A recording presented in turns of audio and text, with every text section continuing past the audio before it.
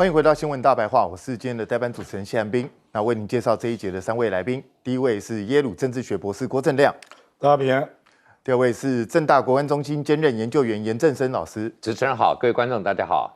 第三位是前张骞舰长退役上校黄增辉，主持人各位观众大家好。好，让我们来关心一下最新的国际话题哦。那现在川普的关税越权呢，对中还再继禁令。那这个联邦法院禁止川普解放日措施生效，认为他已经超越了总统权限了。裁决指出，美国宪法赋予国会独有权利，包括规定和征收税款、关税、进口税和消费税的权利。总统为保护美国经济而行使的紧急权利，并不能凌驾于这样的国会的权利啊。那这个现在法院就是认为总统无权，所以对中国大陆啊、加拿大、墨西哥等国的关税就暂停征收了。那该命令暂停川普对中国征收30%的关税，墨西哥和加拿大征收的25%关税，还有对大多数进入美国的商品征收10%的基准关税，现在通通取消。但是呢，汽车零件、钢铁跟铝征收的25%关税不受到影响，还会继续征收哦。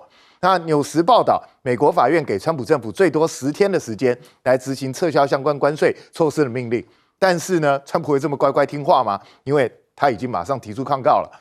那外媒说呢，美对中继关键技术禁令啊，喷射引擎、晶片、软体都在列啊。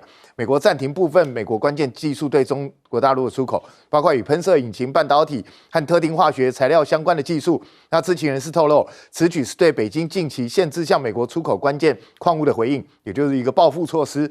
那《金融时报》披露，那易华电脑呢、新思科技、西门子 EDA 在内的晶片设计软体制造商，都收到了美国商务部的来函，要求停止向中国企业提供相关的技术哦。那辉达的黄仁勋呢，他说，华为等中国 AI 对手现在变得非常的强大。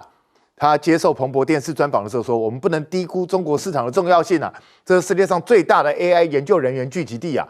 那华为目前5奈米晶片的突破，已经带动大陆半导体全产业链的发展。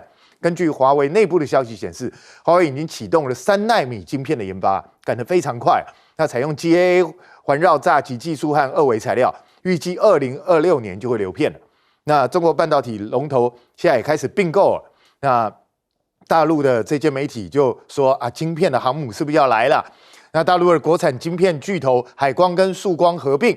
那被形容成是中国的晶片航母来了，那合并总市值将突破人民币4000亿元，标志中国算力产业迈向全产业链的整合哦。那目标现在是要针对哈佛跟中国大陆的学生了吗？美国国务院呢，现在将撤销与中国共产党有关系的学生签证了。这个美国国务院表示，签证政策应以美国为优先，而非中国，积极撤销部分中国学生的签证，包括与中国共产党有关系及就读关键领域的中国学生，也就是全面性的围堵了。那针对被川普针对这样的状况呢，那大陆方面也讲话了。这个毛宁就说啊，中方一贯认为正常的教育合作和学术交流不应当受到干扰。那川普要求哈佛提供学生名单，放话外籍生上限就要定在15%。那川普说呢，这个哈佛从世界上的一些高度激进化地区招收学生啊，我们不希望这些人在这里制造麻烦呢，认为这些人都会来给美国带来困扰。那川普就一直出招逼迫，那哈佛的学生也开始示威了，痛骂川普是叛徒啊。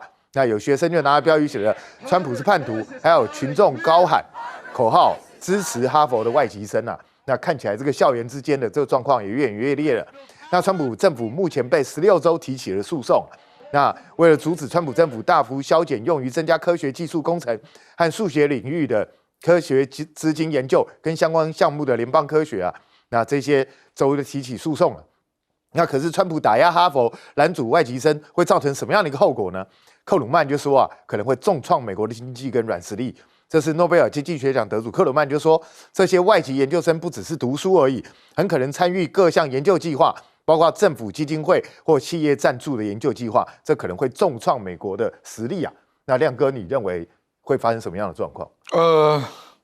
比如说美国这个技术禁令啊，比如说喷射引擎，那 C919那个引擎是法国跟美国联合制造，那你美国就退出啊？是啊，你以为别人不能做吗？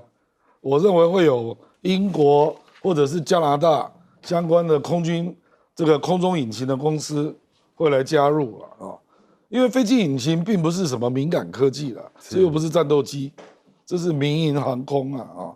那至于这个 EDA 相关的都禁售，那你等于是逼他们去用华为开发出来的 EDA 啊。是，所以我觉得这个黄仁勋讲的很对啊，你就逼着人家自力更生。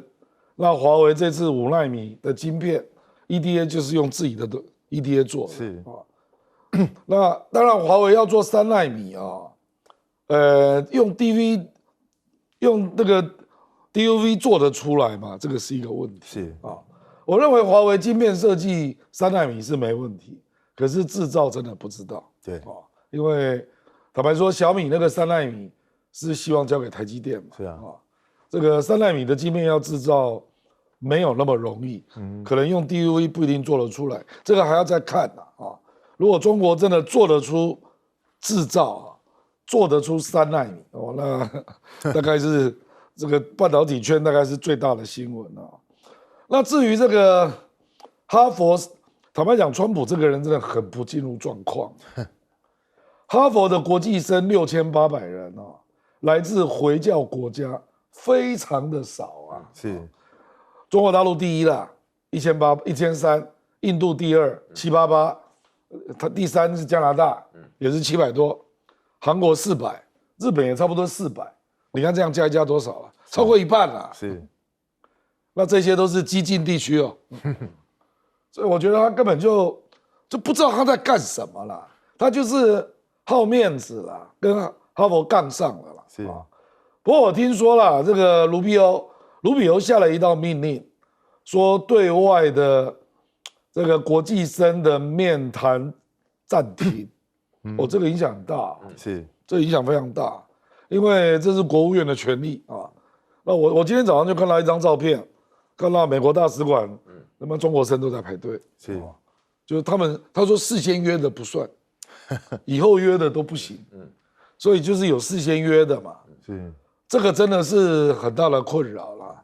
坦白讲，我觉得这一届的那个美国的国际生真的倒大霉，而且可能不止哈佛，是，还会再扩大啊。据我了解，下一波哥伦比亚跟宾州大学恐怕要小心一点是，啊。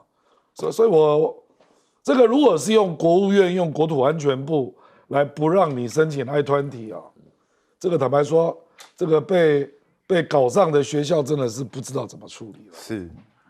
那严教授，美国一年有上百万的外籍生那现在全面的暂停面试，那美国就是要把这些上百万的外籍生全部赶出去吗？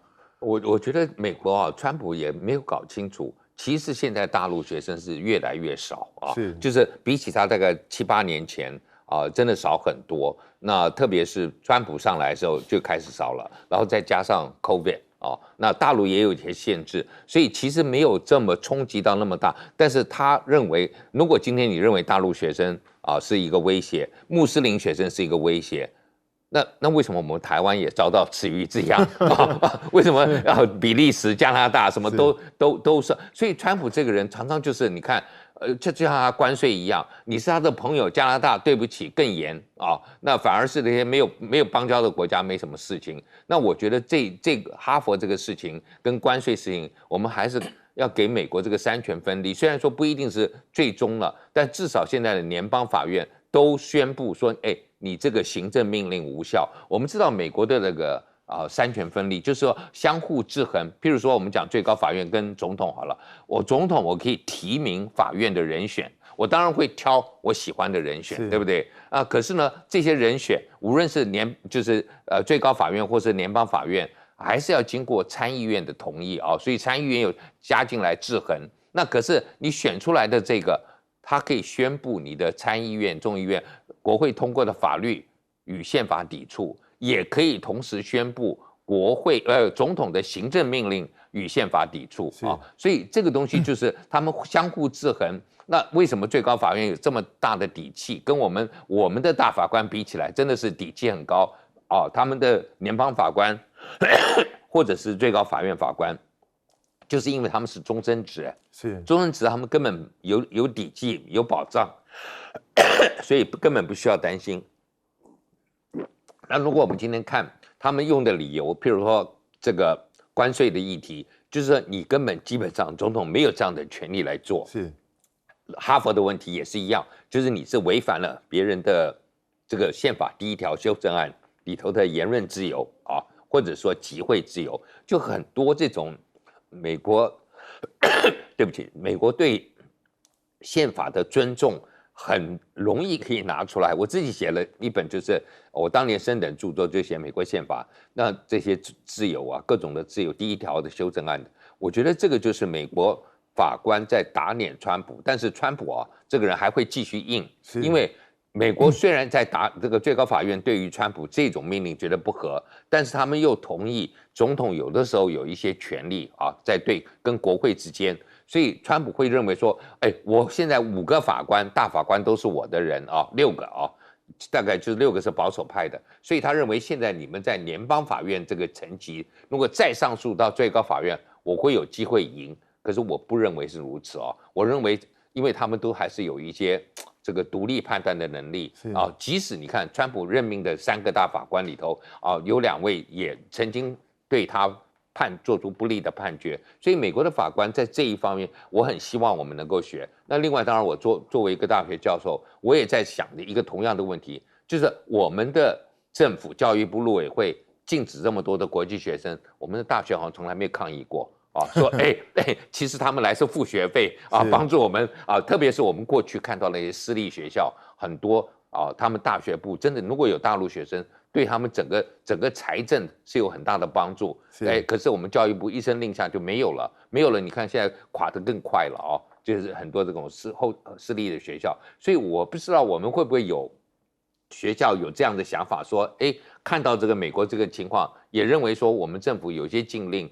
如果说大学是自主的啊，那应该是也可以。即使哈佛拿了你联邦政府的补助，我照样可以跟你挑战，而不是说一拿了钱就手软哦。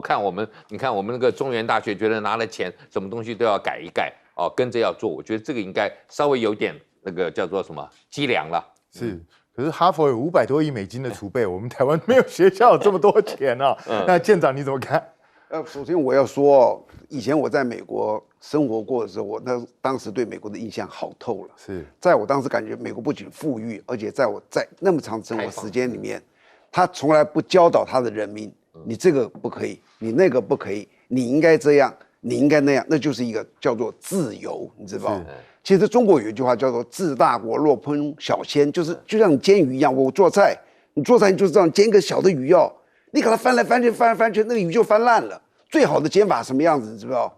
丢下去，小火，动都不要动它，直到这一面煎熟了才翻一面，这就是煎鱼的技巧。所以他就是说，你管理人民哦，你尽量不要去管他，除非他犯法，所以你就让他过他自己的日子。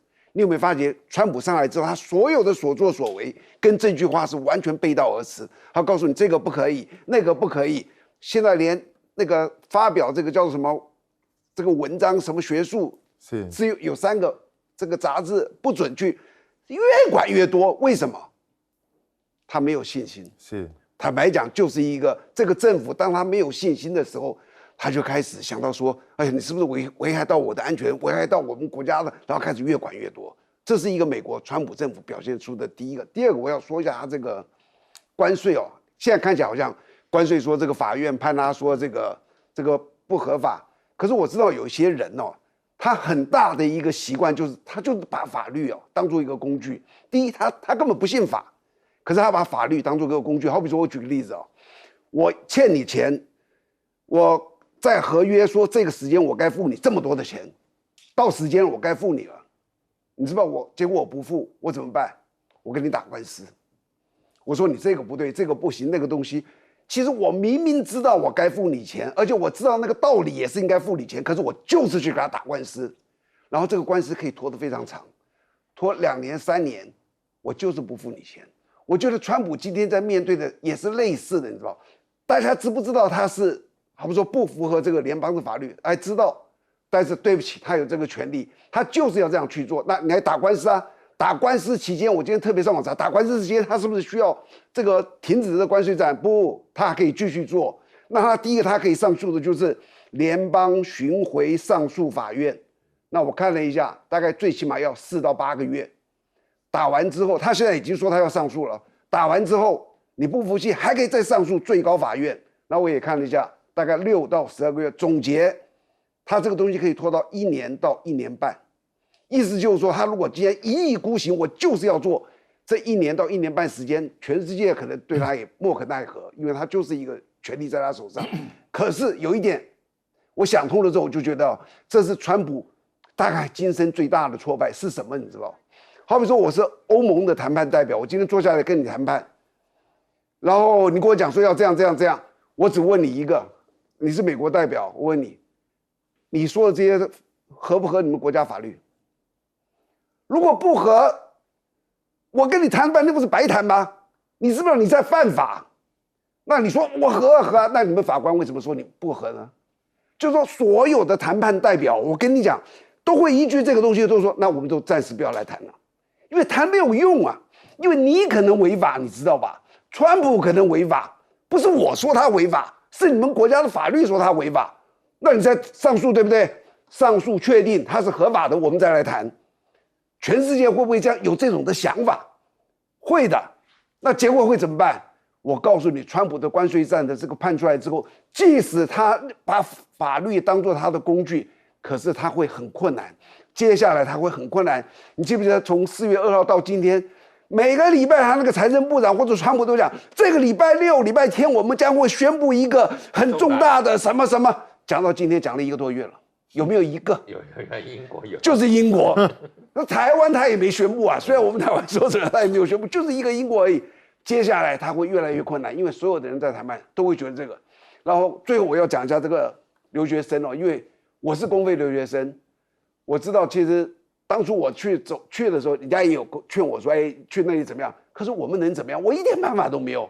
所以你不要去防公费生，其实他没有办法。学生能做什么事？我能做间谍啊？怎么可能？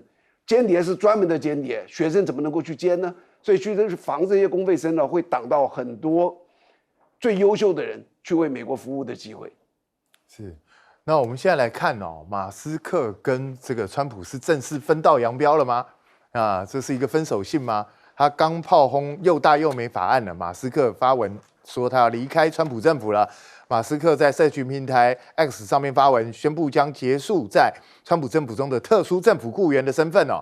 那他前一天才批评了大而美法案，说这根本就是一个巨额支出法案，会增加联邦赤字，破坏政府效率部先前的工作成果。那他的这番话会不会触怒川普呢？因为川普的态度好像变得怪怪的哦。因为有记者就去问了，你看看川普的反应到底是什么 ？Mr. President, Elon Musk in a television interview criticized the one big beautiful bill, saying he was disappointed it didn't cut enough, essentially, that it undercut the DOGE efforts. What's your reaction to that? You know, if that doesn't get approved, this country is going to have a 65% increase in taxes and lots of other problems. It's very big. It's the big, beautiful bill. But the beautiful is because of all of the things we have. The biggest thing being, I would say, the level of tax cutting that we're going to be doing. 对，大家有没有注意到，他完全不提马斯克？这到底是在帮他辩解呢，还是根本就不想提他，懒得理他了？那市场传出呢，马斯克对于 OpenAI 执行长奥特曼随同川普访问中东，并赢得 AI 大单相当不满啊，曾试图从中阻挠啊。那他们之间本来就是有心结，这个大家都知道了。那现在库克是不是也成为川普的眼中钉了呢？因为库克拒绝出访中东，惹怒了白宫啊，挨骂给鬼给拐啊，那往逆风反酸川普，你太幼稚了吧？那库克才让中国组装 iPhone 免税成功，现在就被背刺。那不听话就制裁，那总统是小屁孩吗？因为没去就要报复他吗？这会不会太像小孩子了？然后川普将盟友一个一个推往了中国吗？在中东这个地方说走就走，路在松绑，波斯湾合作理事会国家全部免签了。中国大陆宣布了对沙特阿拉伯、阿曼、科威特、巴林试行免签政策。那从6月9号起，对持普通护照人员施行免签政策，施行期间长达1年啊。看起来中国大陆是越来越开放越多，好像在争取更多的盟友在支持。那李强也招手中东国家，那催促自贸谈判，那中汽采购转向美丙烷丢掉市场。这彭博社的报道，贸易战反噬其身，尽管双边贸易紧张关系缓和后，许多中国塑料工厂还是不愿意重新进口美国的饼丸啊，已经转向加拿大和中东，因为要分散风险，太危险了。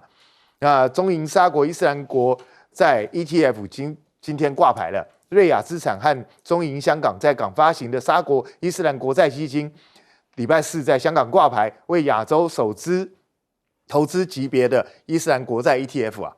那在欧洲这方面呢，欧洲金属巨头说，从零开始发展电池产业是根本行不通的，欧洲必须要拥抱中国大陆啊。那金属巨头法国艾赫曼集团和比利时优美科集团的高层都认为啊，欧洲已经无法发展完全自主的电池产业。中国在电池技术方面领先欧洲一大步啊，所以你不跟他合作，你根本就没有办法自己独立发展。那中国召集的欧洲半导体企业谈稀土，还看起来是不是要放松对欧气的管制了呢？那中国官方在这个时候召集了中国跟欧洲半导体企业，宣讲稀土出口管制政策。那是不是可能要放松对欧气的管制？是不是这是一个联欧制美的一个战略呢？那川普也多次放话要并吞格陵兰啊。那小摩的执行长就警告了，你这根本就是把盟友逼向中国大陆靠拢啊。那摩根大通执行长戴蒙就认为，川普对盟友的强硬态度，威胁并吞加拿大和格陵兰，让他奉行的美国优先政策反而变成美国孤立啊。那在南太平洋这一方面呢，大陆建构了中国太平洋岛国的命运共同体。王毅说将实施200个民生项目啊。这王毅说呢，将高质量共建“一带一路”引向深入，加快推进双边自贸协定商谈，加强农渔业技术示范和培训合作，扩大旅游合作，支持岛国警务能力建设。那在1年之内呢，就将实施200个小而美的民生项目，派遣7批56名医疗队员，包括更多的中医医生啊。那他承诺提供200万美金，提供给太平洋岛国因应气候变化。那中国在重建美国轰越2战时期的机场啊，那这个计划在密克罗尼西亚的沃莱爱环礁上面启动了，距离关岛以南约400英里左右。关岛是美国领土和军事中心啊，被认为是华盛顿在亚太地区投射力量的关键。那现在在距离它400英里的地方，中国大陆重建了这个2战时期的机场，这会不会威胁到美国呢？亮哥怎么看？这个美国那个减税法案啊，事实上就立刻引起第一个就是穆迪嘛，是穆迪就觉得美国政府对财政赤字不负责任嘛，你怎么还可以减税呢？那马斯克是觉得我搞这个联邦整顿哦，搞了半天，我才减了多少钱？那你一下又给我弄出这么窟窿啊！所以我觉得，而且坦白说了，这个坊间还有很多批评啊，说他这个是劫贫济富了，是。因为有钱人减的更多啊，对不对？那事实上，川普还删掉很多社会福利，所以虽然一般中产阶级、中下阶层有减到税，可是社会福利变少了，所以他的生活并没有改善啊。所以我是觉得，这个就是目前听到的有关减税案的批评啊。那中东啊，中国大陆把丙烷，因为中国大陆针对美国的丙烷进口到中国加税嘛。是，所以它就失去竞争力了啊。那我觉得中国大陆就主要是转到中东了。是，中东目前已经有4个国家都有生产丙烷。我觉得这个大概就是中国大陆未来的策略了，就是他估计可能跟美国也不可能都没事了。是，那我对你加税的部分，我就改买别的国家，就变成这样。就是美国本来出口到美国到大陆还是有1000多亿美元吧。是。那中国大陆现在就开始安排了，看哪一些国家可以接啊？这个其实这个动作就意味着中国大陆知道不会那么乐观了。是未来中美还是会有很多事情卡住了啊。那这个南太平洋这个钱其实不大，可是我觉得这个大概就是中国大陆的外交啊，已经不是在针对一个国家了，它都是用区块的。比如说未来。他如果去争取巴拉圭的外交，我估计也会透过南美洲共同市场去吹，可能都是用这种方式。那南太平洋也是如此嘛。是。那如果是用区块的竞争，那我们台湾这个外交的竞争力跟他就更难比了。是。这个其实对我们来讲是一个警讯了。是。那严教授怎么看？现在看起来，美国好像把自己的盟友全部推到中国大陆那边。那这到底是一个什么奇怪的战略？我觉得美国就是川普就是认为说，其实美国是人间天堂，大家都想沾他的好处啊。那所以他说，你们这些穷人、穷国家都不要来抢，就是我们美国跟你来往是我们美国人吃亏了。可是事实上，我们包括哈佛的这个例子都看得到啊，美国其实是靠着全世界的人才在帮他建立起来。那同样的。美国其实也很多人喜欢去美国观光，包括我们前一阵子讲到加拿大也是一样嘛。结果加拿大人现在选择不去了，加州州长还说我们不，我们跟美国白不一样啊，红的州不一样，我们是蓝州。所以就表示是说，如果你今天要排斥人家在外面的时候，他们会自己找路。那中国大陆，我觉得我用一个最简单的例子啊，我很多朋友在美国，然后他们到大陆去玩嘛，结果就发现哇。没有台胞证的好惨哦！就很多地方你是用美国护照，第一个你要签证才能进大陆，跟我们不一样。第二个，到了很多地方，大家凭台胞证都进去了，你美国护照要单独，还有些场合还不能进去了。所以你就知道，就是美国今天自以为自己很怎么样，可是今天大陆开放的，譬如说今天包括这些海湾国家，那都可以免签证就进入了，结果你。针对美国还这么严啊，我觉得这个是美国应该要去检讨的部分。那我必须要讲这个川普，他的这个又大又美的这个法案，因为确实他是劫贫济富啊，但更重要的是说他不负责任嘛，就是你不是不能减税，包括克林顿总统，他以前弄出一个税叫做减。中产阶级的税哇，大家都很喜欢。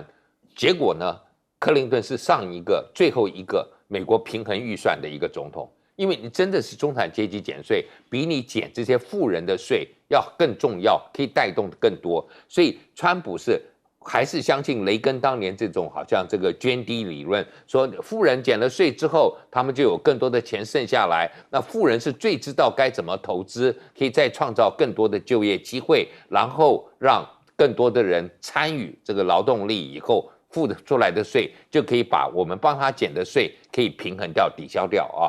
所以这个是共和党长期来的一个迷思。那问题是，富人真的他们今天减了税之后，你觉得他们会再做投资吗？不会，他们很多人就把这个钱自己藏起来了，或者在海外了。所以这个是我觉得，你除非今天就要叫他们减出来的税，说你一定要看到你下一年你投资有多少，或者你继续有做多少投资，否则那个税就要收回啊，这个减税的。我觉得这样才有用，而不是就是放下去让他们。好像忽然就是少缴了税，对不起啊，美国的这个富人缴的税，如果他们去看看欧洲，他们会觉得美国是天堂啊，跟这个欧洲社会主义国家不能比。欧洲社会主义国家真的是叫做我们讲说，透过富人的税，让整个社会走得比较平衡一些。那我觉得美国根本跟他们差很远的。是。那舰长怎么看？现在马斯克也求去了，那他已经跟川普决裂了吗？会重演川普1.0的时候，一大堆人都挂冠求去的这样的场景吗？我觉得其实你可以去我这样子分析一下，其实我真的不想去批评一个美国的这个曾经我这么仰慕国家的这个领袖。美国总统是全世界男人里面最有权势的这个人。是。但是我现在说一下，我最近一直在想这个川普这个人，我说一下他的个性啊，你看是不是对哦？他心胸狭窄。是。你不要去讲他哦。你讲了他之后，他记仇，他记仇，而且这个人是相信拳头的人，你知道？他就觉得我只要有权势，我就有办法来报复。然后他嘴巴非常的刻薄，讲人讲的实在是那些话，有时候我都讲不出来，他讲不出来。这个人极度的没有诚信，他完全不在乎哦。我今天如果在这里讲一句什么话，我说我怎么样的，结果明天证明我错了，或者我没有做到，我会难过的呀。你没发现川普完全不难过，他完全昨天讲什么，今天什么，他随便找个理由他就把它给化解掉了。这种个性的人，其实我归纳一下，以我对人的看法，这种人叫做小人。那有一句话叫做你真的不要去惹小人啊，惹小人是不得了的，他永远记仇，而且一定报仇。那我从哪里我看你知道？像库克跟他这一次的说不答应，没有同意他去这个波斯湾，所以他就要去整苹果，对不对？我想说会这样子吗？不应该吧？苹果是多大的公司啊？结果我看到这一段话的时候，我就发觉他真的有可能。就他们在介绍人的时候，黄仁勋出来的时候，他这个介绍说这个库克没来，可是你来了。黄仁勋出来就出来嘛，你讲这个干什么？库克没来，但是你来了，意思就是他就是心里记得这个东西，我带你来，你居然不来，你知不知道？就是这样的一个人，我觉得实在是很悲哀。那第二个呢，我觉得中国过去200年哦，上帝几乎把中国人忘掉了。我们这个受列强欺凌这200年，完全在各种的不公平的状态之下，然后最近30年哦，上帝大概想到了自己的不公平，现在开始特别照顾中国，所以中国出现了几个战略机遇。如果在30年前没有我以下说的这3件事情呢，中国想要崛起是很困难的，因为美国一直会防你。第一个就是伊拉克的战争10年，美国没有时间去顾别的地方。第二个是阿富汗战争10年，就完毕了，就又来20年了。然后接着你知道第3个战略机遇是什么？川普出现了。太好了，你知道川普哦，他像一个鲶鱼，你知道，而且中国你知道，当他崛起了之后哦，他会变得保守。他开始还可能想说我要做一些事啊，他开始会来保守，是不是我应该要收一点？可是偏偏现在川普的所有的政策，他都在逼迫或是告诉中国 ，OK， 你要开放，你尽量的开放。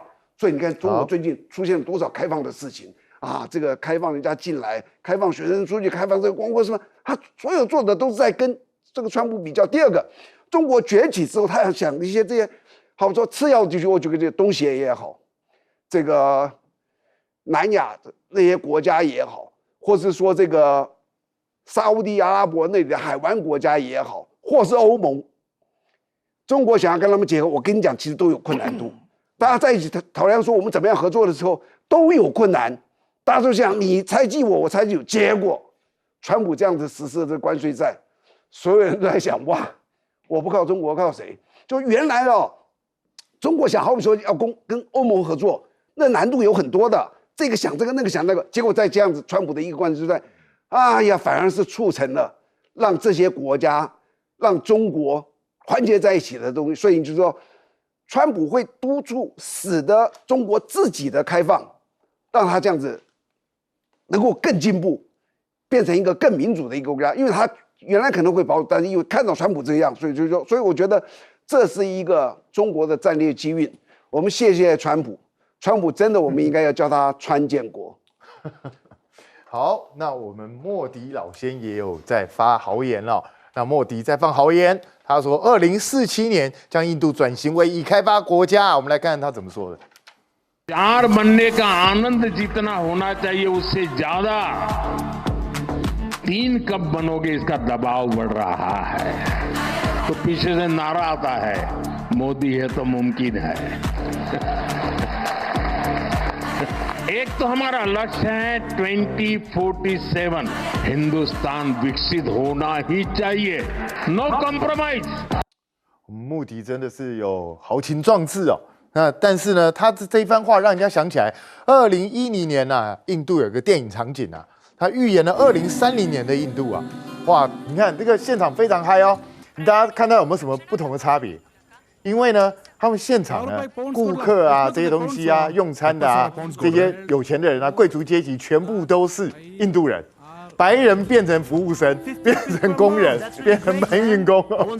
这是当时2010年的这个印度的电影哦，就描绘到这是一种反扑啦，就是我们不要再做你们奴仆，现在换白人来服侍我们了，白人被我们踩在脚底下了。那司机甚至看到美国游客人理都不理啊，根本懒得理你，因为你们是穷人啊，印度才是先进国家啊。这个当然是当时的一个幻想，可是他预言的是2030年的印度，现在已经2025年了。请问一下，印度在5年之后有计划变成这样吗？恐怕很难哦。所以印度有的时候就是理想是非常丰满，但是现实恐怕有点骨感。那巴基斯坦呢，又击落了一架阵风战机了吗？巴基斯坦总理谢里夫称，印度损失了4架法国战机，而不是3架。那这巴基斯坦总理谢里夫周三表示，在短暂的印巴冲突中，巴基斯坦空军击落总共6架印度战机，其中包括4架标风战机。那印度未对巴基斯坦的声明做出正式回应，那只很轻描淡写的表示损失是战斗的一部分，那这到底是承认还是没承认呢？那可是这个穆沙希德，也就巴基斯坦参议院的国防委员会主席，他也发言了，大家看他怎么说。They try to get it from all sources. They buy that. Yes, our cooperation with China is not just based on buying the equipment, but also transfer of technology where we indigenize it and develop it and modernize it. We are not scared of it. He said, okay, you think you can do this? We will defend our motherland. Come on. 对，我想他讲的也非常明白啊，你们印度啊只会买，可是我们会什么？我们有技术转移啊，我们自己会生产啊，我们自己可以发展啊，我根本不怕你印度啊。那当然，双方还是在各自放话的一个阶段啊。那可是现在印度是不是开始要做另外一种程度的施压呢？因为有人说空战失利之后，他转弯开始施压俄罗斯啊，要直接从根源下手，就是要你断供巴基斯坦枭龙战机的引擎啊。这是印度国防研究所的报道。印度政府积极施压俄罗斯，要求其停止向巴基斯坦供应 RD-93 跟它的升级型 RD-93MA 的引擎啊。那这些正是巴基斯坦空军主力就印巴合作的枭龙所使用的核心动力来源啊。那这能够成功吗？那印度的媒体也说啊，中国大陆的6代机都已经试飞了，印度的5代机不能够再拖了。印度准备斥资1500亿卢比。那推进5代机项目 AMCA， 那研发总周期预计约10年，2033年实现量产，2034年投入使用啊。然后印媒认为，在印度推进5代机研发之时，中国6代机早已经试飞了。可是有这么快，在10年之内就可以成军吗？那42架歼10战机的2手的就好。那印尼说，它军事采购可能会大转降哦，因为印巴战争之后呢，印尼据说正在考虑大规模调整它的军事采购策略，可能干脆买42架2手的歼10战机啊，还可能会跟俄罗斯恢复苏35战机的谈判啊。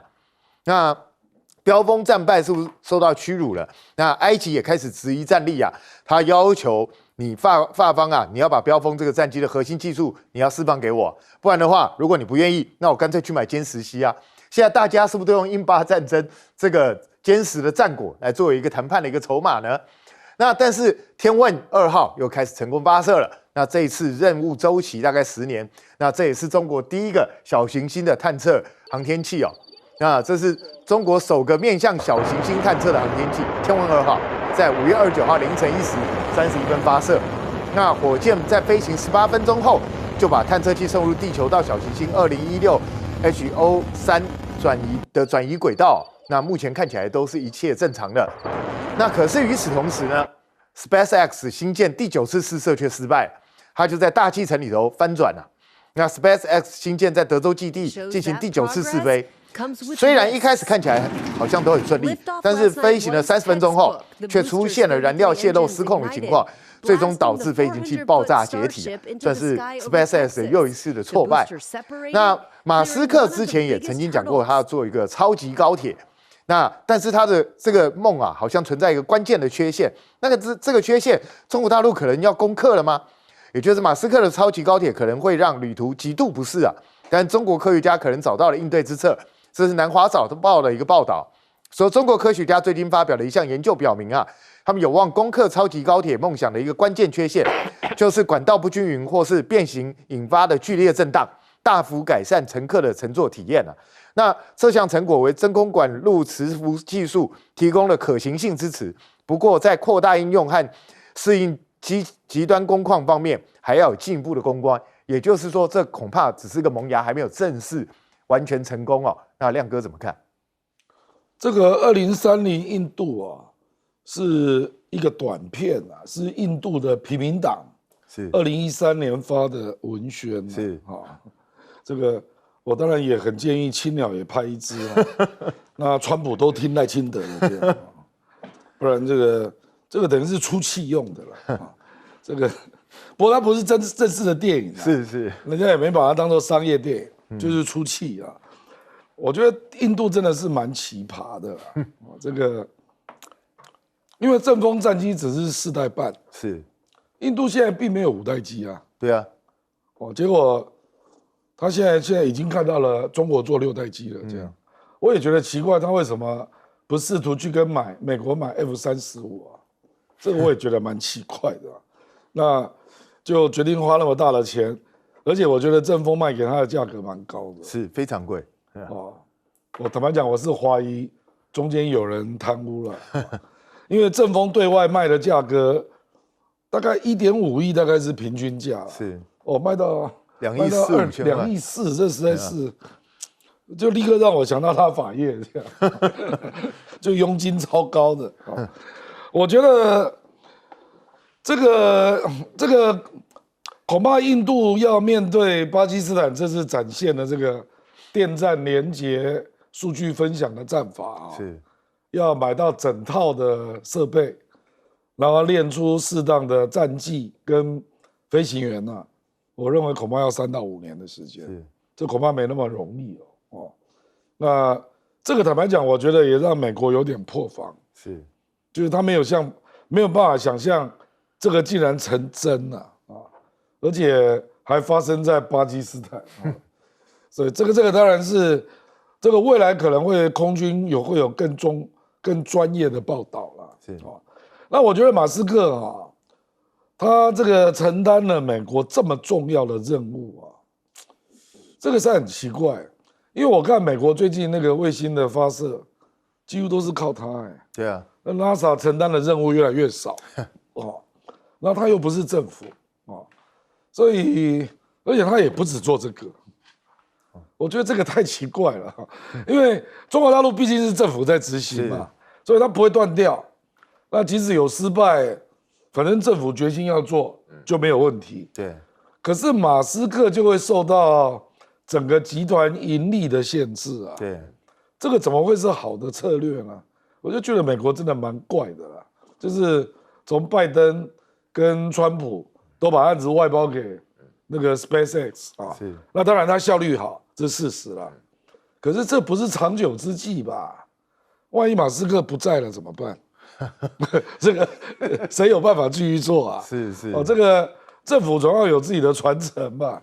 所以我就觉得蛮奇怪的，这么重要的东西怎么会全部都交给一家公司去执行？这样好，我们先休息一下，待会回来继续探讨。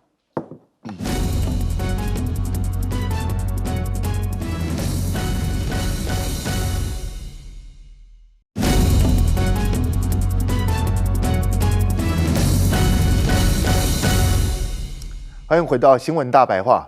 我们请教严正声教授，你觉得印度他现在开始准备要急起直追，他追得上来吗？我觉得有梦最美嘛，希望相随很好啊。可是我最记得我读这个政治的时候，就是看到的一个数据啊，他说按照过去30年的这个经济成长率，这个在1980年代的时候，伊索比亚要追上美国要4000年啊。可是台湾哦。那个时候说，2023年就追上美国了，可是我们后来经济没有成长那么快，就是始终没追上。我们那个时候还比韩国快9年，韩国要2032才能追上，结果韩国现在超越我们了。所以有梦最美了，因为你不可能一直维持嘛。就好像中国大陆，大家以前觉得说，很快就会超越美国，其实也没有。为什么？那个是你以10%的经济成长率看，现在就是5%了，所以都会做一些调整。但我觉得印度啊，它应该做一点比较务实的东西，包括就是你今天接受这么多不同国家的这些战备的这个设施、武器也好，或者飞机，你是不是要稍微做一个整合，那适合你的？我举个最简单的例子，当初以色列是最会买美国飞机的。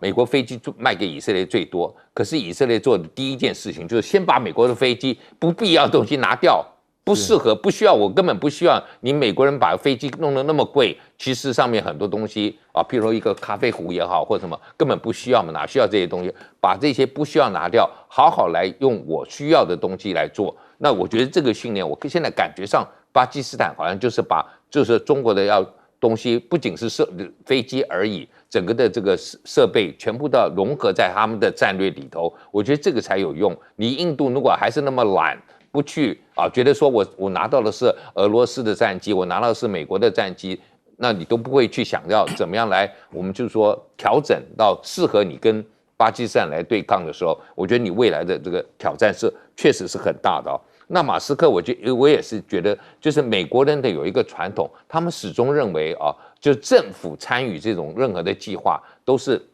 没有效率啊，然后呢，很多的那个弊端让私人公司来做，所以你看美国的，譬如说我们讲个最简单，过去美国的航空公司，包括美国的铁路都是私人企业做的哦，然后港口也是私人在做，政府不太管这些东西。可是今天你要跟一个政府支持的各种企业、各种科技发展的中国来对抗的时候，大家还是最后还是看 bottom line， 就是你最后。马斯克到底有多少的一些？他是口袋深到这个地步，一路失败，一路赔钱。只有政府可以这样。你私人民间的企业不太可能，除非他看到未来，他一个某种这种高科技的东西可以转成商用，会赚很多钱。那看得到，我觉得还有可能；看不太到的时候，我觉得这个就会中断。确实是美国政府要去考虑，你从19世纪开始，其实你就是政府要帮忙做一些东西，而不是说傻手认为说，民间企业更有创造力。我觉得不应该只有这样。是，好，我们休息一下，待会回来。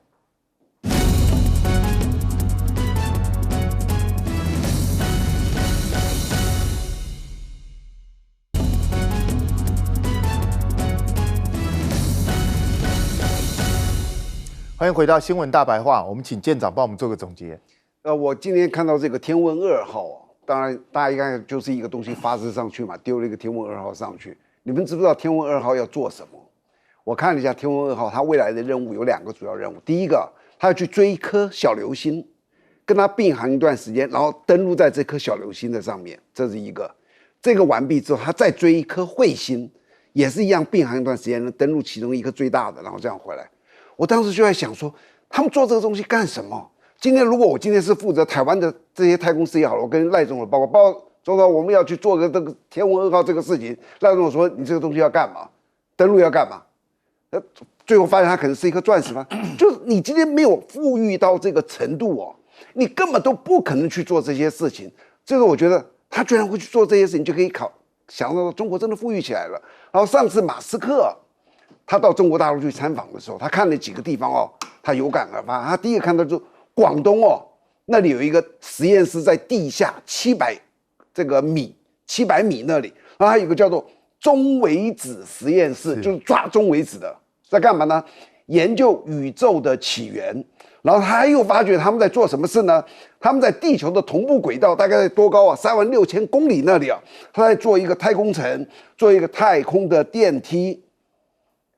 马斯克知道以后，他说了一句话，他说：“中国就是未来。”你知道，今天不是说你去丢一个东西上去，你知道你要花多少钱，然后你花这多少钱，你有没有回收？